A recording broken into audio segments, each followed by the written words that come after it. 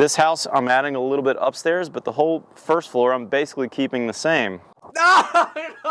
What's up, everybody? Meet Kevin here. I am super excited today. I got myself my coffee, my candied pecans, and we are ready to rock on a reaction video of Matt Reisinger's Real Remodel. Now, I was not even planning on doing a reaction video today because it's Christmas Eve and I opened up my Discord and I saw some of y'all were tagging me saying, hey, Kevin, you gotta check out Matt's new video. And I'm like, oh, well, forget what I was doing. Let's do a reaction video because these are fun. Now, quick note, in case you have absolutely no idea who I am, here's the quick synopsis. My name is Kevin. I'm a 27-year-old real estate broker. I invest in real estate. I help people learn how to invest in real estate and do it-yourself property management and rental remodels so that they can make money and provide quality and safe housing in real estate. I also control over $6 million worth of real estate myself. I didn't inherit anything. I worked for everything I have. And I even spent a little bit of time as a licensed contractor and took a lot of inspiration from Matt Reisinger's videos. In fact, I referenced him in a totally unrelated video, and he was actually kind enough to comment on it. So thank you, Matt. It made my day when I saw it. And now what's gonna make my day is this reaction video. There's nothing like a reaction video. Oh boy, here we go. Oh my gosh, the front door is completely gone. I mean, you now have two garages. You've got a garage on the left with a smile you're on camera sign, and then another garage right there, except there's some sort of playground ladder holding up the keep. But let me show you what's going on the inside. Now, the house had multiple levels, unfortunately. When you walked inside... Well, first of all, it's probably a good idea to actually inspect the house and walk through it. But knowing the neighborhood, you should have probably known that the house had multiple levels. And to go in and now let's remove the multiple levels, that should have probably been a clue that, you know what, it'd probably have been a better idea if we just scrape the thing and start over. But then the problem with that is you buy a house in a $500,000 neighborhood, you spend $450,000 on it, and then you basically rebuild it and spend another 400 grand on it. Now, you spent $850,000 on a house in a $500,000 neighborhood. It don't work. This is basically where the front door used to be. There was about a 6-inch step when you walked in. Oh God, 6 inches. And we're gonna be changing the way the house lays out. I'll lace in the plan so you can see that. Ooh, ooh. Ooh, let's take a look-see at this. Let's get started here. Is that the potty by the front door? I mean, I guess I've seen that on some floor plans, but I've always thought that was kind of weird. I mean, I don't know, usually I like a half bath in like a hallway somewhere, so that way it's not like if somebody just happened to go to the bathroom and then, you know, you have guests that come in, it's not like, oh, ooh, there's a bathroom right there. I mean, look, I know they're like vent fans, but this house, it's gonna be airtight. So that vent fan pretty damn well be very powerful. Okay, so reframed the entire front to do a half bath pooper by the front door, still with the single front door. My 1950s place has a double front door. Coat closet there, that's fine. IT closet. Well, this is when you know that for sure, and I think this aligns from some of the things Matt has said in the comments section of prior videos. I think the concept of this being a rental is totally out of the window. This is gonna be a beautiful place, probably, for Matt and his family. Now, me personally, I don't know if I would have put the IT closet in the middle. I get it, like, ooh, good Wi-Fi service or whatever. But usually you get the best Wi-Fi service if the router's on the second floor, and a lot of routers now, you can space them around. Who cares? All right, what else we got? Kitchen, whoa! Why is the fridge so far away from the sink? Look at this, fridge is way over here. So to go from fridge to sink, you have to go way around. Then to go from sink to oven, it's over here. Fridge to range. This is, I mean, maybe this just looks a lot bigger on the floor plan, but I always thought there was a thing called the kitchen triangle, and I mean, this is a big old kitchen square. Pass on that. What does that say in the middle? Oh, the microwave's in the middle. Man, I don't know. I mean, I know people are doing that now. I personally have always hated having to duck down for the microwave. I know that's really like sleek and modern now though. Although I personally, if you're going to do a wall oven, why don't you also do the wall microwave so that you have the double stack oven and microwave? I don't know. Don't ask me, Kevin. So then you go through. Okay, wait a minute. This is weird too. Matt, what is going on? What? So let's say you're cooking and you need to get some peas because you're making split pea soup.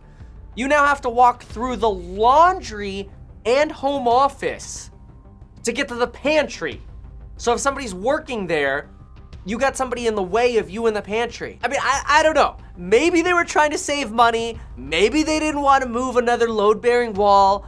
I don't know. I'm just a little bit of skeptical here. I mean, I don't know that saving money is even a matter of fact in this entire project. Okay, other side.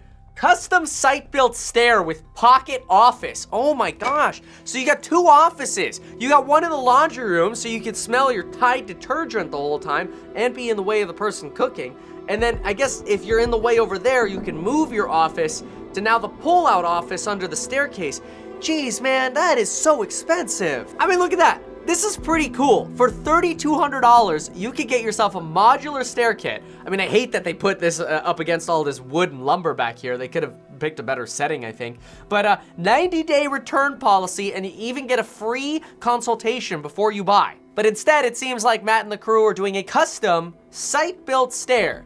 They forgot a hyphen in the grammar there. Media and game closet.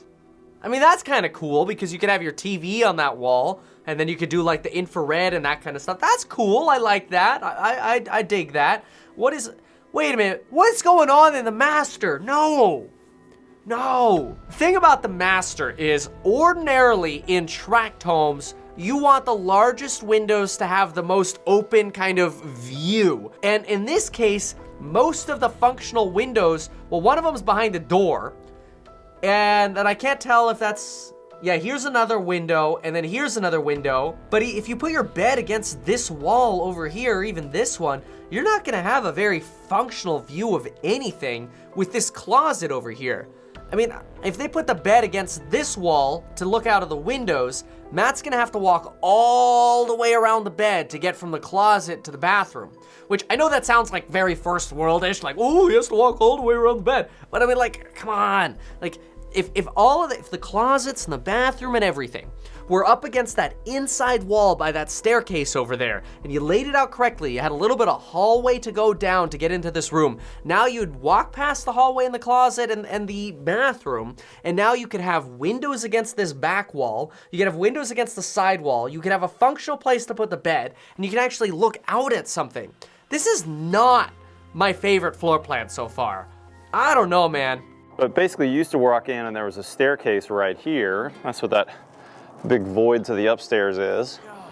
And then the upstairs was a 3-bedroom, 1 bath up there. Now, as we've decided to kind of turn this into my house and not a rental house, we wanted to add some. See, I had to troll the comments to learn that, and now the truth comes out. Quite possible he changed his mind. I'm not trying to call him a liar. I like Matt. In the next couple days, we're going to be adding steel beam across there to support that. And then this wall's going to get framed out. This roof line's going to go away. Okay, we're 4 minutes in. We've added an engineer and 2 steel beams now. We are adding some square footage though, so I do like that. Let's see what we're doing. Oh, he's adding a whole nother bathroom up here. Well, that's good. The bunk room has a dressing room that's almost the entire size of the bunk room. Wait, what? Look, a barn door goes into the dressing room, and then there's a bypass door here for a closet. So this house now officially has a closet for a bunk room that has a closet within it. Okay. Getting a little stressed out here. Okay, then we got bedroom number 4 is another master. That's cool. Bathroom number 3 is right there. And then what is this? Study/den with another dressing room? Is this another master? Well, then where's the staircase? No, there's the staircase. So this can't be another bedroom because this is a staircase right here coming up. So you have an attic access door, fine, that's cool, especially since it's a conditioned attic, or presumably will be. But so this is really just a den. So you come up the stairs, you got a den, you got this double bathroom here. Basically, the purpose of this bathroom is for the den and the bunk room and the dressing room, because this room has its own. Okay, got it. Before, we had no windows whatsoever up in this bedroom facing front. Not a very friendly facade. So Kit Johnson, the architect, did a great job of lowering this roof. We're gonna lower the pitch on this roof, add some windows up there. But when we lower that, Just add a transom window. Like, you don't have to lower the whole garage roof to add a bigger window. And it's your dressing room's going right there. And a bathroom is going right there based on your floor plan. Why? Why do you have to lower the roof? Oh my gosh. Like, again, deal with the mold, deal with the rats. I'm never gonna tell you not to deal with that stuff, but why this extra stuff? look what that means. I've got a girder truss up there, which is carrying the load. See that right there? That triple truss right there? That triple truss is carrying the load from the garage and bringing that load over to these sidewalls. So it's bearing down on that triple stud right there, and then on that triple stud right there, and we're gonna remove that. So we're gonna have to work on the engineering because the roof pitch is gonna change. Probably gonna get rid of these trusses and go with standard 2x8 rafters. And then on the front of the house, we just started bracing up. We guys need to come back actually today and do some more bracing.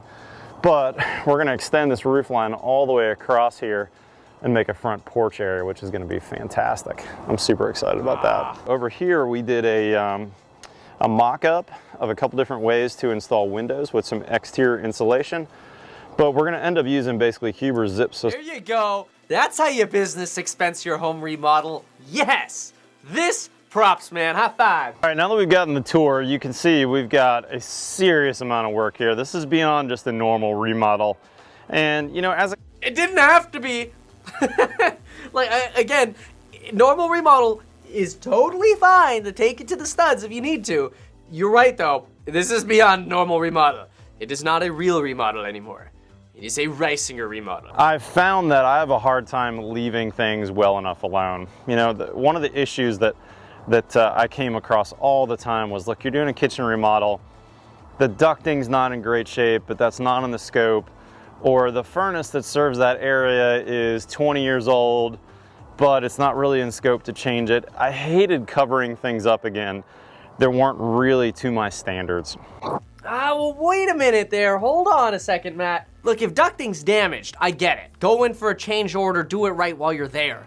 But if the furnace is 20 years old, I don't know. I don't want to get yelled at here, but me personally, I don't care. If it works, I'm gonna keep using it. If it's 20 years old, that means it was built in, 1999? If I bought a house that was built in 1999, I wouldn't be going in thinking, that's it, tear out the furnace.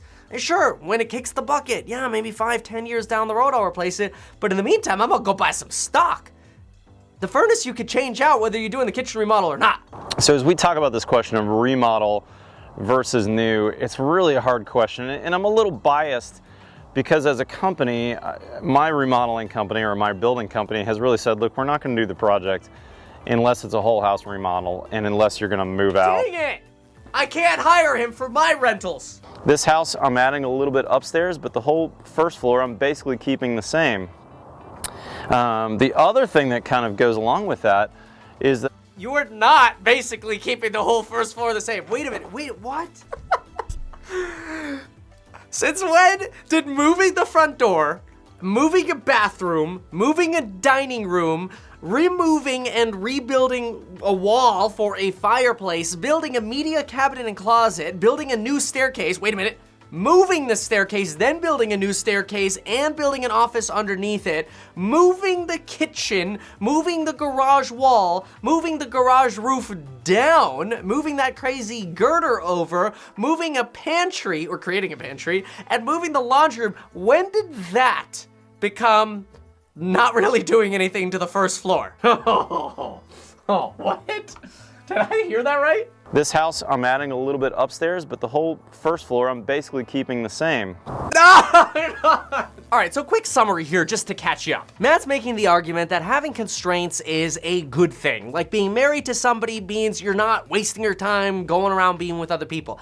I agree with that. I like this idea of constraints. When I go into remodels like this though, I look at the original footprint and I go, this is my constraint. I'm not moving this stuff within it at all. I will, if I'm going to buy the place, I'm gonna leave it 99% the way it is and just remodel what it is. Because as soon as you leave those constraints, which, come on, Matt, you know you're leaving those constraints, the same thing happens. You're throwing money away that you ain't getting back in market value for the house. Now, this house will probably sell for a premium over others, but not by what you put into it. Sorry, my man. Just before you keep going, call me. I'll come to Austin and we'll powwow over this. So that is certainly a con for remodeling, that if you run across problems or issues, will you have the budget money to do that? Or just don't exceed your budget. Another con, I think, for remodeling is what I talked about earlier, where you're tempted to leave well enough alone. I talked about a 20-year-old HVAC system, but what if you have a 10-year-old HVAC system that's, I hate this term, but that's builder grade? Oh, builder grade. Wait, there's nothing. Look, okay, look, I get it. No. Before you even say what you're gonna say, look, I get it. I too look at builder grade tract homes and I go, of course, builder grade carpet, builder grade linoleum, builder grade toilet, builder grade faucets that are decaying after 10 years. I get it. But dude, before I'm gonna go spend $3,000 on a new furnace, it better kick the bucket.